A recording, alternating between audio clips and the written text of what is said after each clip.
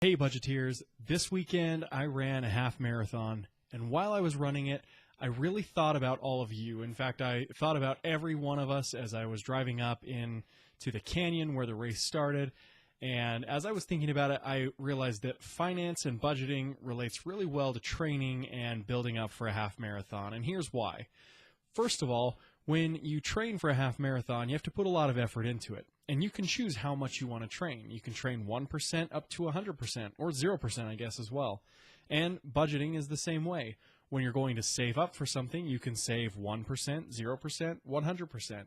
And you can build up to that point when you can buy something.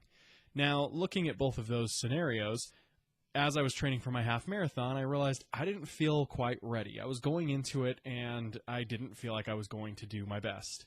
I was probably about 50 to 60%, where really I should have been more like 100% to get the race done. What that meant for me was that I was going to take workout debt.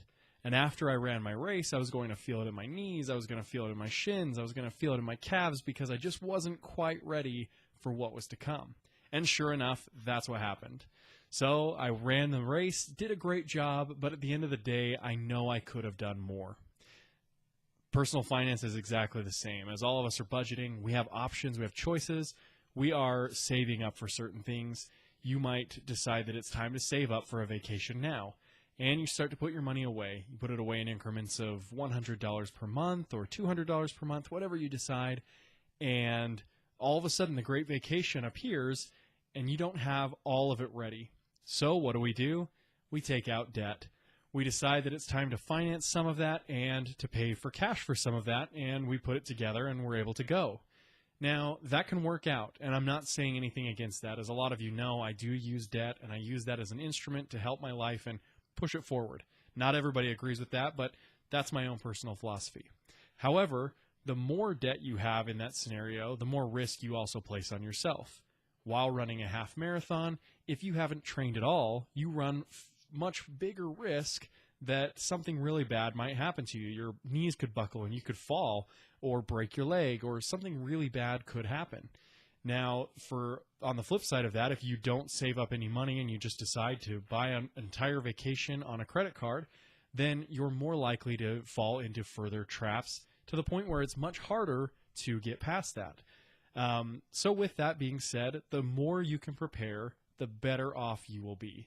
And as I ran this race, I really thought a lot about that, and I wanted to just give a quick thought on that, and hopefully some of you can think through that theory as well, that it's not always wrong to take out debt. In fact, sometimes it can help us achieve our goal right then.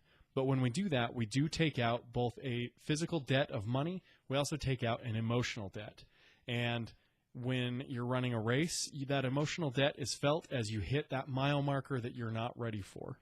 When you do it in finance, you might be out on your vacation and all of a sudden an unexpected expense pops up in your vacation as well, and you realize that you're spending even more than just the debt that you did to buy the vacation. And slowly that panic and that fear creeps into your life, and it will be there during your vacation. So the more we can prepare and the better we can do in our finances, the less we will feel like that. So without any further ado, I want to show you a little bit of the half marathon, and you can take a quick look at the highlight reel, just really quick blurb. But I just wanted to share this quick thought that I had as I ran down that partial mountain and then that really long, tedious, straight and narrow path that just kept going. So here it is.